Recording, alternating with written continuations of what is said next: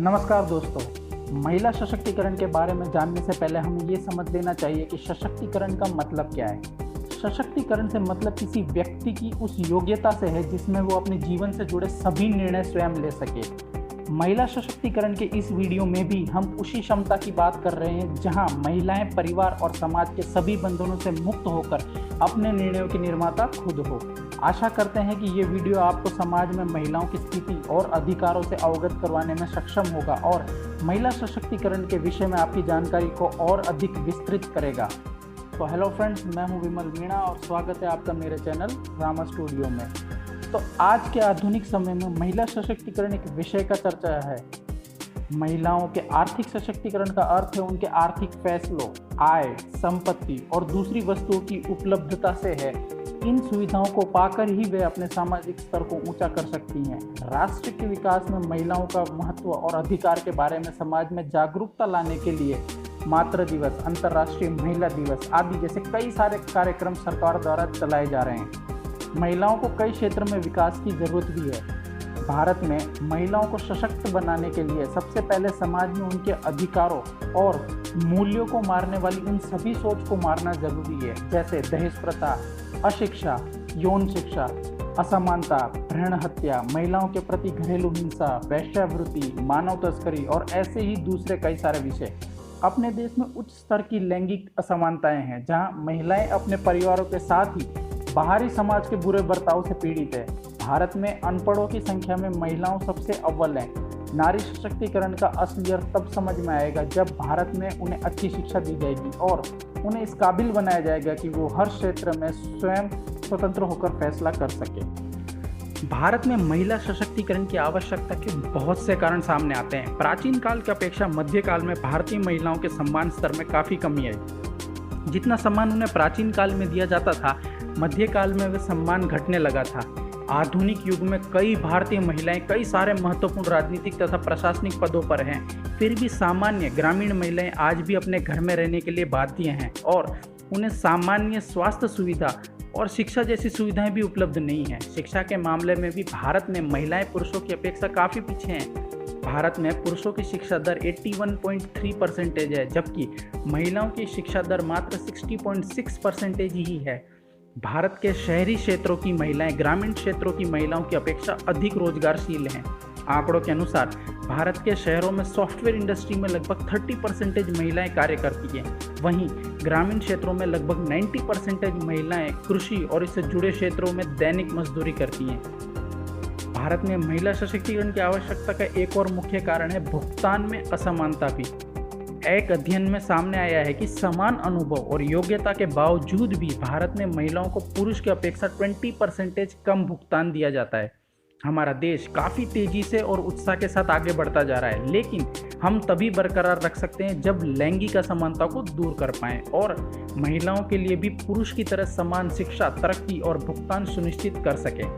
भारत की लगभग 50% आबादी केवल महिलाओं की है। मतलब पूरे देश के विकास के लिए इस आधी आबादी की जरूरत है जो कि अभी भी सशक्त नहीं है और कई सामाजिक प्रतिबंधों से बंधी हुई है। ऐसी स्थिति में हम नहीं कह सकते कि भविष्य में बिना हमारी आधी आबादी को मजबूत किए हमारा देश विकसित हो पाएगा।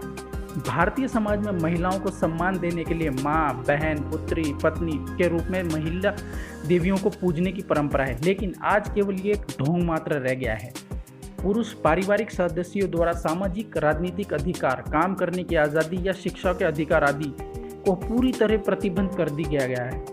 आधुनिक समाज महिलाओं के अधिकार को लेकर ज़्यादा जागरूक है, जिसका परिणाम हुआ है कि कई सारे स्वयंसेवी समूह और NGO आदि इस दिशा में कार्य कर रहे हैं। महिला ज़्यादा खुले दिमाग की होती हैं और सभी आयामों में अपना अधिकार को पाने के लिए सामाजिक बंधनों को तोड़ रही हैं। हालांकि अपराध इसके साथ साथ भी चल रहा है। भारत में महिला सशक्तिकरण के मार्ग में आने वाली बाधाएं। भारतीय समाज एक ऐसा समाज है जिसमें कई तरह के रिवाज, मान्यताएं और परंपराएं शामिल हैं। इनमें से कुछ पुरानी मान्यताएं और परंपराएं ऐसी भी हैं जो भारत में महिला सशक्तिकरण के लिए बाधा सिद्ध होती हैं। जैसे कि पुरानी और रूढ़िवादी विचारधाराओं के कारण भारत में कई सारे क्षेत्रों में महिलाओं के घर छोड़ने पर पाबंदी होती है। इस तरह के क्षेत्रों में महिलाओं को शिक्षा या फिर रोजगार के लिए घर से बाहर जाने के लिए आज़ादी नहीं होती है। पुरानी और रूढ़िवादी विचारधाराओं के वातावरण में रहने के कारण महिलाएं खुद को पुरुषों से कम समझने लगती हैं और अपने वर्तमान सामाजिक और आर्थिक दिशा और दशा को बदलने में नाकाम साबित होती हैं। कार्य क्षेत्र में होने वाले शोषण भी महिला सशक्तिकरण के लिए एक बड़ी बाधा है। निजी क्षेत्र जैसे कि सेवा उद्योग, आईटी उद्योग, शैक्षणिक संस्थाएं और अस्पताल इस समस्या को सबसे ज़्यादा प्रभावित होते हैं। भारत में अभी भी कार्यस्थलों में महिलाओं के साथ लैंगिक स्तर पर काफ़ी भेदभाव किया जाता है। कई सारे क्षेत्रों में महिलाओं को शिक्षा और रोजगार के लिए बाहर जाने की इजाज़त नहीं होती है। इनके साथ ही उन्हें आज़ादी पूर्वक कार्य करना या परिवार से जुड़े फैसले लेने की भी आज़ादी नहीं होती है और उन्हें सदैव हर कार्य में पुरुषों की अपेक्षा कम ही माना जाता है। समान कार्य को समान समय तक करने के बावजूद भी महिलाओं को पुरुष के अपेक्षा काफ़ी कम भुगतान किया जाता है और इसी तरह के कार्य महिलाएं और पुरुषों के मध्य के शक्ति असमानता को प्रदर्शित करते हैं। संगठित क्षेत्र में काम करने वाली महिलाएं और अपने पुरुष समकक्षों की तरह समान अनुभव और योग्यता होने के बावजूद पुरुषों की अपेक्षा कम भुगतान किया जाता है। महिलाओं में अशिक्षा और बीच में पढ़ाई छोड़ने जैसी समस्याएं भी महिला सशक्तिकरण में काफ़ी बड़ी बाधाएं हैं। वैसे तो शहरी क्षेत्रों में लड़कियां शिक्षा के मामले में लड़कों के बराबर है, पर ग्रामीण क्षेत्रों में इस मामले पर वे काफ़ी पीछे हैं। हालांकि पिछले कुछ दशकों सरकार द्वारा लिए गए प्रभावी फैसलों द्वारा भारत में बाल विवाह जैसी कुरीति को काफ़ी हद तक कम कर दिया गया है, लेकिन 2018 में यूनिसेफ की एक रिपोर्ट द्वारा पता चलता है कि भारत में अब भी हर वर्ष लगभग 15 लाख लड़कियों की शादी 18 वर्ष से पहले कर दी जाती है। जल्द शादी हो जाने के कारण महिलाओं का विकास रुक जाता है और वे शारीरिक तथा मानसिक रूप से एडल्ट नहीं हो पाती हैं। भारतीय महिलाओं के विरुद्ध कई सारे घरेलू हिंसाओं के साथ दहेज, ऑनर किलिंग और तस्करी जैसी गंभीर अपराध देखने को मिलते हैं। हालांकि ये काफ़ी अजीब है कि शहरी क्षेत्रों की महिलाएं ग्रामीण क्षेत्र की महिलाओं की अपेक्षा आपराधिक मामलों में अधिक शिकार होती हैं।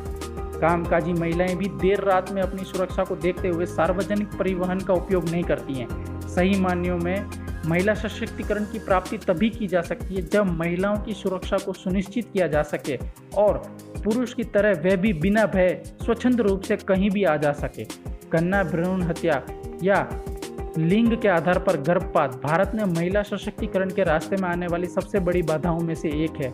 कन्या भ्रूण हत्या का अर्थ लिंग है के आधार पर होने वाली भ्रूण हत्या से है, जिसके अंतर्गत कन्या भ्रूण का पता चलने पर बिना मां की सहमति के ही गर्भपात करा दिया जाता है। कन्या भ्रूण हत्या के कारण ही हरियाणा और जम्मू कश्मीर जैसे प्रदेशों में स्त्री और पुरुष लिंग अनुपात में काफ़ी ज़्यादा अंतर आ गया है। हमारे महिला सशक्तिकरण के ये दावे तब तक नहीं पूरे होंगे जब तक हम कन्या भ्रूण हत्या की समस्या को मिटा नहीं। भारत में महिला सशक्तिकरण के लिए सरकार की भूमिका। भारत सरकार द्वारा महिला सशक्तिकरण के लिए कई सारी योजनाएं चलाई जाती हैं। इनमें से कई सारी योजनाएं रोजगार, कृषि और स्वास्थ्य जैसी चीज़ों से संबंधित होती हैं। इन योजनाओं का गठन भारतीय महिलाओं की परिस्थिति को देखते हुए किया गया है ताकि समाज में उनकी भागीदारी को बढ़ाया जा सके। इनमें से कुछ मुख्य योजनाएं मनरेगा, सर्व शिक्षा अभियान, जननी सुरक्षा योजना आदि हैं। महिला एवं बाल विकास कल्याण मंत्रालय और भारत सरकार द्वारा भारतीय महिलाओं के सशक्तिकरण के लिए निम्नलिखित योजनाएं इस आशा के साथ चलाई जा रही हैं कि एक दिन भारतीय समाज में महिलाओं को पुरुष की ही तरह प्रत्येक अवसर का लाभ प्राप्त होगा। ऐसी ही कुछ योजनाएं जिनके बारे में आपको बताना चाहूँगा, जैसे कि बेटी बचाओ बेटी पढ़ाओ योजना। इस योजना के अंदर कन्या भ्रूण हत्या और कन्या शिक्षा को ध्यान में रखकर बनाई गई है। इसके अंतर्गत लड़कियों को बेहतरी के लिए योजना बनाकर और उन्हें आर्थिक सहायता देकर उनके परिवार में फैली भ्रांति लड़की एक बोझ है कि एक सोच को बदलने के प्रयास किया जा रहा है। दूसरा, महिला हेल्पलाइन योजना। इस योजना के अंतर्गत महिलाओं को 24 घंटे इमरजेंसी सहायता सेवा प्रदान की जाती है। महिलाएं अपने विरुद्ध होने वाली किसी भी तरह की हिंसा या अपराध की शिकायत इस योजना के तहत निर्धारित नंबर पर कर सकती है। इस योजना के तहत पूरे देश भर में 181 नंबर को डायल करके महिला अपनी शिकायत दर्ज करा सकती हैं। उज्ज्वला योजना। ये योजना महिलाओं को तस्करी और यौन शोषण से बचाने के लिए शुरू की गई है। इसके साथ ही इसके अंतर्गत उनके पुनर्वास और कल्याण के लिए भी कार्य किया जाता है। Support to training and employment program for women, step योजना के अंतर्गत महिलाओं को एक कौशल को निखारने का कार्य किया जाता है ताकि उन्हें भी रोजगार मिल सके या फिर वे स्वयं को रोजगार शुरू कर सकें। इस कार्यक्रम में अंतर्गत कई सारे क्षेत्रों के कार्य जैसे कि कृषि, बागवानी, सिलाई और मछली पालन आदि के विषयों में महिलाओं को शिक्षित किया जाता है। महिला शक्ति केंद्र योजना, ये योजना सामुदायिक भागीदारी के माध्यम से ग्रामीण महिलाओं को सशक्त बनाने पर केंद्रित है। इसके अंतर्गत छात्रों और पेशेवर व्यक्तियों जैसे सामुदायिक स्वयंसेवक ग्रामीण महिलाओं को उनके अधिकारों और कल्याणकारी योजनाओं के बारे में जानकारी प्रदान करते हैं। पंचायती राज योजनाओं में महिलाओं के लिए आरक्षण, 2009 में भारत में केंद्रीय मंत्रिमंडल ने पंचायती राज संस्थानों में 50% महिला आरक्षण की घोषणा की। सरकार के इस कार्य के द्वारा ग्रामीण क्षेत्रों में महिलाओं के सामाजिक स्तर को सुधारने का प्रयास किया गया, जिसके द्वारा बिहार, झारखंड, उड़ीसा और आंध्र प्रदेश के साथ ही दूसरे अन्य प्रदेशों में भी भारी मात्रा में महिला ग्राम पंचायत अध्यक्ष चुनी गई। महिलाओं की राष्ट्र निर्माण में भूमिका, बदलते समय के साथ आधुनिक युग की नारी पढ़ लिखकर स्वतंत्र है। वे अपने अधिकारों के प्रति सजग है तथा स्वयं अपने निर्णय लेती है। अब वे चार दीवारी के बाहर निकलकर देश के लिए विशेष महत्वपूर्ण कार्य करती हैं। महिलाएं हमारे देश की आबादी का लगभग आधा हिस्सा हैं। इसी वजह से राष्ट्र के विकास के महान कामों में महिलाओं की भूमिका और योगदान को पूरी तरह ध्यान में रखकर ही राष्ट्र निर्माण के लक्ष्य को हासिल किया जा सकता है। भारत में भी ऐसी महिलाओं की कमी नहीं है जिन्होंने समाज में बदलाव और महिला सम्मान के लिए अपने अंदर के डर को अपने ऊपर हावी नहीं होने दिया। ऐसी एक मिसाल बनी सहारनपुर की अतिया साबरी। अतिया पहली ऐसी मुस्लिम महिलाएं हैं जिन्होंने 3 तलाक के खिलाफ अपनी आवाज़ को बुलंद किया। इसी तरह तेजाब पीड़ितों के खिलाफ इंसाफ की लड़ाई लड़ने वाली वर्षा जावलेकर के भी कदम रोकने की नाकाम कोशिश की गई, लेकिन उन्होंने इंसाफ की लड़ाई लड़ना नहीं छोड़ा। हमारे देश में ऐसे कई उदाहरण हैं जो महिला सशक्तिकरण का पर्याय बन रही हैं।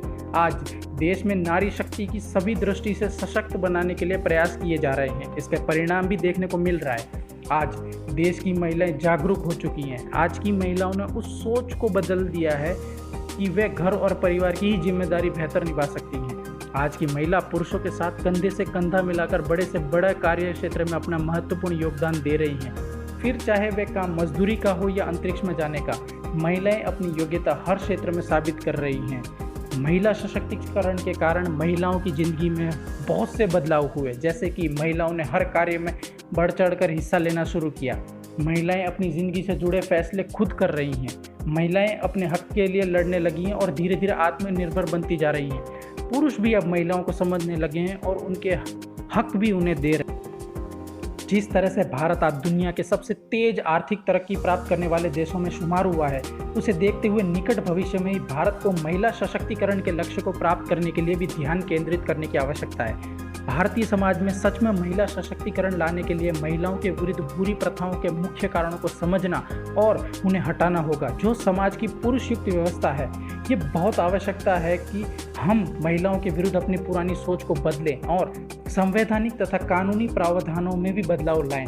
भले ही आज के समाज में कई भारतीय महिलाएं राष्ट्रपति, प्रधानमंत्री, प्रशासनिक अधिकारी, डॉक्टर, वकील आदि बन चुकी हों, लेकिन फिर भी काफ़ी सारी महिलाओं को आज भी सहयोग और सहायता की आवश्यकता है। उन्हें शिक्षा और आज़ादी पूर्वक कार्य करने, सुरक्षित यात्रा, सुरक्षित कार्य और सामाजिक आज़ादी में भी अभी और सहयोग की आवश्यकता है।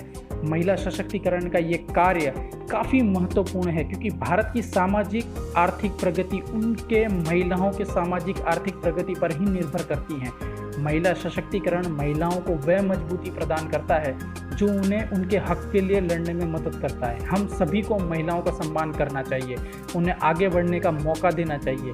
21वीं सदी नारी जीवन में सुखद संभावनाओं की सदी है। महिलाओं अब हर क्षेत्र में आगे आने लगी हैं। आज की नारी अब जागृत और सक्रिय हो चुकी है। लोगों की सोच बदल रही है, फिर भी इस दिशा में और प्रयास करने की आवश्यकता है।